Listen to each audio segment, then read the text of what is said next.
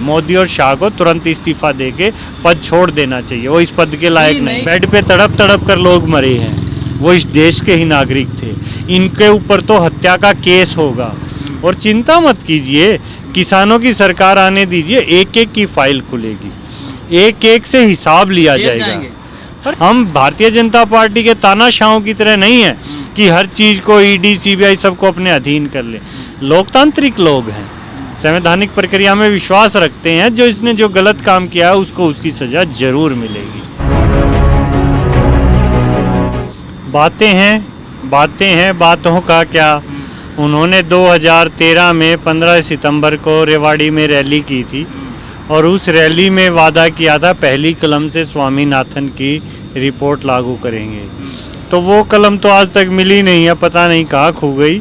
अब ये दूसरी कलम नहीं कही है, ये भी खो देंगे बोल के। तो हर चीज आपको सिर्फ सरकार का जुमला नजर आ रहा है? नहीं, नजर नहीं आ रहा, अनुभव के आधार पर बता रहे हैं। जुमला है उनका, बहुत हुई महंगाई की मार, आया कुछ याद? अब की बार मोदी सरकार नहीं, अब की बार किसानों की सरकार। वो अब भूलेंगे नहीं हम, हमें सब याद है, हर चीज़ की याद है। उन्होंने जीएसटी पे क्या कहा था, उन्होंने डॉलर पे क्या कहा था। जिस देश का रुपया गिरता है तो वहाँ की सरकारें गिरती हैं। आज कहाँ है वो? कहाँ जो डॉलर को 30 रुपये पर ला रहे थे? कहाँ गए वो 2.25 आँख वाले बाबा जो पेट्रोल को 30 रुपये लीटर ला रहे थे? क्या चले गए, कहाँ चले गए? इन्होंने पेट्रोल 100 के पार कर दिया, डीजल 100 के पार कर दिया, सरसों का तेल 200 के पार कर दिया है। ये तो आपदा की वजह से कह रहे हैं महंगाई बढ़ी है, नहीं तो इस पर कंट्रोल कर लिया जाएगा। आपदा कौन लेके आया है? आपदा तो पूरे विश्व में थी। नहीं, पूरे विश्व में थी, लेकिन विश्व ने संभाल भी लिया। विश्व ने तो भारत से सहायता नहीं मांगी, लेकिन भारत विदेशों से सहायता मांग रहा है। शुरू में जो इन्होंने मीडिया में झूठे आंकड़े दिखाए, भारत वहाँ आगे है, भारत विश्व गुरु बन गया है, विश्व गुरु का तो पता नहीं। आज हम बांग्लादेश, श्रीलंका जैसे देशों में से भी पिछड़ गए हैं। ये भी तो दिखाया जा रहा था कि भारत की तरफ से भी वैक्सीन विदेशों में भेजी गई, दवाइयाँ दी जा रही थी। 120 देशों को उन्होंने कहा कि हमने मदद की है। भाई वहाँ अब देश में गरीब आदमी ज़्यादा है, 84% लोग तो गरीबी रेखा से नीचे ही रह रहे हैं आज भी। देखिएगा आप हालात जो देश में किए गई है, ये तो सरकारी आंकड़े हैं। कोरोना काल में 84% लोगों की आमदनी आधी रह गई है, ठीक है, घटा दिया। इनको तो वैक्सीन दी नहीं, विदेशों में वैक्सीन भेज रहे। अब हमें क्या पता भेजी है नहीं भेजी है, झूठी बात है। हर चीज़ झूठ ही झूठ, फरेब ही फरेब चल रहा है। हर चीज़ को आप प्रधानमंत्री को झूठ से ही छोड़ देते हैं कि हाँ ये झूठ है। चलिए हम अपने तो मान लीजिए कि हम अपनी गलती मान लेते। आप बता दीजिए कोई सत्य बात जो उन्होंने कही हो, पूरी हुई हो। आपको तो कोई याद होगी, आप हम मान लेते हैं, आप बता दीजिए। वो तो विश्व गुरु बनाने में लगे हैं, आप कह रहे हो कि विश्व गुरु। हाँ, तो विश्व गुरु कहाँ बना दिए? किसी कोई एक जगह बताइए तो। सर पाकिस्तान भी तो डर रहा है और चाइना तो कह रहे हैं पीछे हट गया है। अच्छा, एक बार जाके देखिए, आप घूम आइए इस बहाने, ये तो नज़दीक है, वाघा बॉर्डर नज़दीक है। यहाँ अटारी आप जाइए, अमृतसर के पास ही है। चाइना ले लद्दाख घुमाइए, मौसम भी गर्मी का है, देख आइए वहाँ भी कितना चाइना पीछे हटा दिया इन्होंने। भाई वो सेना है, ये हमें भारत के सेनानियों पर, सेना पर गर्व है, क्योंकि वो किसान के भाई हैं, किसान के पुत्र हैं, वो ही देश की रक्षा करते हैं। यहाँ दिल्ली में एसी कमरों में बैठकर इनसे कुछ नहीं होगा। मतलब सरकार को यहाँ भी आप श्रेय नहीं लेने देंगे? नहीं, श्रेय लो ना, श्रेय लेना चाहिए, जाए वहाँ। सरकार जाती नहीं क्या? मोदी जी कितनी विदेश यात्रा करके आए हैं। आज देश के ऐसे पहले प्रधानमंत्री हैं जो सबसे ज़्यादा विदेश यात्रा ही करके आए हैं। जहाँ वो बैठे हैं वहाँ उन्होंने अपनी कितनी बात रखी, उस बात का वजन होता है। 138 करोड़ लोगों का देश है, 138 करोड़ लोगों की ताकत प्रधानमंत्री पद के पीछे होती है, लेकिन उन्होंने वहाँ जाकर क्या बातें की हैं। उनकी वजह से हमें झुकना पड़ा, हमें नीचा देखना पड़ा, उनकी वजह से। अब की बार ट्रंप सरकार, आज से पहले किसी प्रधानमंत्री नहीं कहा। रहे क्या बात है भाई? दोस्त है अपने दोस्त। नहीं, फिर दोस्ती निभा। दोस्ती प्रधानमंत्री के दोस्त और दुश्मन नहीं होते। प्रधानमंत्री की प्राथमिकता देश होती है, यहाँ दोस्ती और दुश्मनी कैसे कह सकते हैं आप? दोस्त रखिए, लेकिन प्रधानमंत्री पद की गरिमा रखना ज़्यादा ये तो महत्वपूर्ण एक है। डिप्लोमेसी का भी हिस्सा हो सकता है कि एक दूसरे देश के साथ अपनी किस तरह से मित्रता बना के रखी जाए। बिल्कुल अच्छी बात है, आपने बताया तो उनकी डिप्लोमेसी फेल हो गई। अगर डिप्लोमेसी फेल हो जाती है तो उन्हें इस्तीफा दे देना चाहिए। अगर डिप्लोमेसी उनकी अच्छी होती तो हम तारीफ भी करते। अब उनकी डिप्लोमेसी फेल हो गई। किसी भी देश के साथ बताइए कहाँ है वो बुलेट ट्रेन, कहाँ आई बुलेट ट्रेन, कौन से देशों से इतनी चीजें हुई। राफेल की जांच चल रही है, एक जहाज क्या आया था, सिर्फ मुद्दे भ्रष्टाचार यही काम गए थे। भाई आपकी डिप्लोमेसी फेल आपसे हुई है तो आपको इस्तीफा देना पड़ता है। मोदी और शाह को तुरंत इस्तीफा देके पद छोड़ देना चाहिए, वो इस पद के लायक नहीं नई है। कैबिनेट बनाई गई है, जो नई कैबिनेट का विस्तार किया गया है, क्या इस कैबिनेट से आपको कुछ उम्मीदें हैं कि सरकार अब कुछ बेहतर काम करेगी, मंत्रालय कुछ अच्छा काम करेगी? भाई अगर अच्छा काम नहीं करते तो सबसे पहले कैप्टन को बदलते हैं। कैप्टन और वाइस कैप्टन तो वही हैं, पहले उनको बदलिए। आप कैप्टन को बदलिए ना।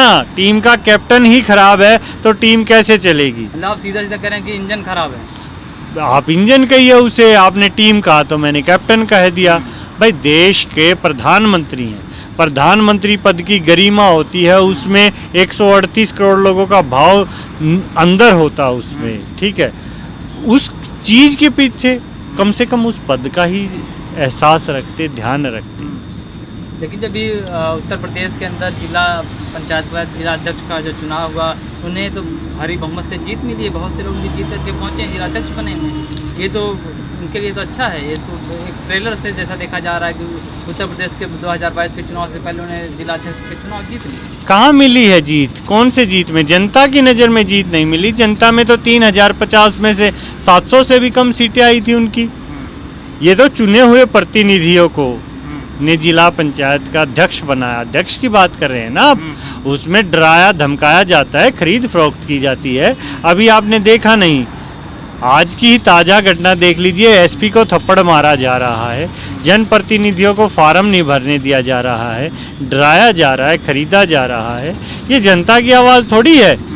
हरियाणा में दुष्यंत चौटाला को जो वोट मिली थी वो बीजेपी के एंटी थे, जनता की आवाज़ थोड़ी थी वो। जनता तो बीजेपी को हटाना चाहती थी और वो वोट उनको दे दिया। अब जनता की जो बीजेपी के अगेंस्ट वोट जिनको मिला, उन्होंने बीजेपी में जाके मिल गए। तो भाई जनता की कहाँ है? कैसे कह सकते हैं आप ये जनता ने बहुमत दिया? जनता बहुमत इनको नहीं देती है। 2022 के चुनाव से पहले किसानों की क्या रणनीति? किसानों की रणनीति नहीं है, किसान रणनीति नहीं बनाते हैं, ठीक है। अगर किसान राजनीति करेगा तो राजनीति स्पष्ट रूप से करेगा, देश के अच्छे के लिए करेगा। रणनीति की शुरुआत नरेंद्र मोदी ने की है 2014 से, जानबूझकर देश को बांटना, हिंदू मुसलमान भारत पाकिस्तान करवाना। अब देश को जातियों में बांटा जा रहा है, कहीं वाल्मीकि समाज दिखाया जा रहा है, कहीं दलित महिला दिखाया जा रहा है, कहीं दलित उत्पीड़न दिखाया जा रहा है, कहीं यादव वोट दिखाया जा रहा है। ये तो पहले से होता रहा है सर, यादव और दलित वाल्मीकि, ये तो पहले से होता रहा है। बताइए, मोदी से पहले प्रधानमंत्री बताइए कोई, बताइए ना आप। ये वो देश है जहां मुस्लिम राष्ट्रपति से सिख प्रधानमंत्री शपथ लेते हैं, और उस पार्टी की जिसकी क्रिश्चियन महिला अध्यक्ष है, और उस देश में जहां 100 करोड़ से ज़्यादा हिंदू हैं। आप देखिए, पहले आज तक कभी ऐसा नहीं हुआ। ये जात पात, हिंदू मुसलमान, ये सब इन्होंने बांटने की राजनीति की है, लेकिन किसान अब जोड़ने की राजनीति करेगा। किसान सबको साथ लेकर चलेगा। किसान भारत देश को, अखंड भारत जो ये सिर्फ बोलते हैं, अखंड भारत कोई बनाएगा तो वो किसान ही बनाएगा। 22 जुलाई से आप उत्तर प्रदेश के अलग अलग जिलों में जा कर के, उत्तर प्रदेश क्या कहा जा रहा है कि देश के हर प्रदेशों में जाएंगे और इन तमाम मुद्दों को उठाएंगे, महंगाई को लेकर के, बेरोजगारी को लेकर के। क्या किसान अपने मुद्दों से भटक कर अब अलग अलग बातें करना शुरू कर दिए? तो क्या नहीं उठाने चाहिए? क्यों नहीं उठाने चाहिए? अभी देश तो आपके 3 कृषि कानून के जो मुद्दे हैं वो ही नहीं पूरे हैं ना। हाँ, तो आपने बोल दिया ना, यही तो वो चाह रहे हैं। आप इसमें भाव देखिए, किसान तो लोगों की मदद करने के लिए आ रहा है, और मीडिया और बाकी लोग नकारात्मक जवाब दे रहे हैं कि किसान अपने मुद्दों से रखे। यहाँ भी बांटने की राजनीति। क्यों भाई? किसान अपने भाई की समस्या नहीं समझा सकता? किसान इस देश का नागरिक नहीं है? जन आंदोलन को नहीं सोच सकता? क्या उसे नहीं चाहिए कि भाई देश में गलत हो रहा है, पेट्रोल के रेट बढ़ रहे हैं, महंगाई बढ़ रही है, तो वो आवाज़ उठाए? क्यों नहीं उठाएगा? नहीं, किसान अपने बिलों तक सीमित रहो। ऐसे तो सरकार भी अपने वहाँ तक रहे सीमित। हरियाणा के शिक्षा मंत्री हैं तंवर साहब कह रहे हैं कि किसान को विपक्षियों ने बरगलाया है, इसीलिए यहाँ पे बैठे हुए हैं, घर चले गए। तो उनको बता दीजिए उनको मोदी ने बरगलाया है, तभी ऐसी बात कर रहे हैं। क्योंकि अगर जन नेता होते तो जनता की आवाज़ सुनते। भाई ये लोकतांत्रिक देश है। अगर जनता कल को यहाँ ये कहेगी हम अनाज खाएंगे तो अनाज ही खाएंगे, कोई फोर्स नहीं कर सकता उनको, नहीं आप दूसरी चीज़ लीजिए, सब्जी लीजिए और लीजिए। ज़्यादा देश को ज्ञान की ज़रूरत नहीं, देश को अपने हक की ज़रूरत है। हक बहुत बड़ी चीज़ होती है। क्या लगता है जिस तरह से 5 राज्यों के चुनाव के जो नतीजे आए थे उसमें 4 राज्यों में बीजेपी हार गई थी, क्या उत्तर प्रदेश में और कुछ राज्यों में जो चुनाव होने हैं, 4 राज्यों में और चुनाव होने हैं, क्या यहाँ पर भी किसान अपनी मुख्य भूमिका निभाएगा? किसान देश की में हमेशा से मुख्य भूमिका निभाता है। किसान देश को अच्छा बनाने के लिए, फसल अनाज उत्पादन के लिए, शायद ना पता हो लोगों को बता देता हूँ, बीज को ज़मीन के अंदर गाड़ देता है। ज़मीन के 1 इंच से लेकर 1 फुट तक ज़मीन के अंदर गाड़ देता है। ठीक है, ऐसे ही इस बीजेपी को भी ज़मीन के अंदर घुसा देगा। देख लीजिए। ये तो नहीं सरकार के खिलाफ, जैसे बीजेपी के सत्ता से बेदखल करने का ही ठान कर बैठे हैं किसान। हाँ, ठान लिया, क्यों ना ठाने? गलत व्यक्ति को क्यों बैठाए गद्दी पर? जो अपने देश की जनता की ही नहीं सुन रहा, वो देश का कैसे प्रधानमंत्री हो सकता है? बताइए मुझे, बताइए। भाई लोकतांत्रिक देश है, to the people, by the people, for the people. If he is not eligible for the people, he should be removed और रिजाइंड हिमसेल्फ। हटाना पड़ेगा। या तो वो जनता की बात सुने, और जनता की बात नहीं सुने तो उस पद पर रहने का उसका कोई भी संवैधानिक अधिकार नहीं। विकल्प भी पूछा जाता है, विकल्प क्या होगा? अगर बीजेपी नहीं तो फिर कौन होगा? तो कौन सी राजनीतिक पार्टियां होंगी, कौन से लोग होंगे जिससे आप सत्ता सौंप दें? पार्टी के कोई भी लोग बन सकते हैं भाई। 138 करोड़ लोगों में से इस देश का प्रधानमंत्री कोई भी बन सकता है।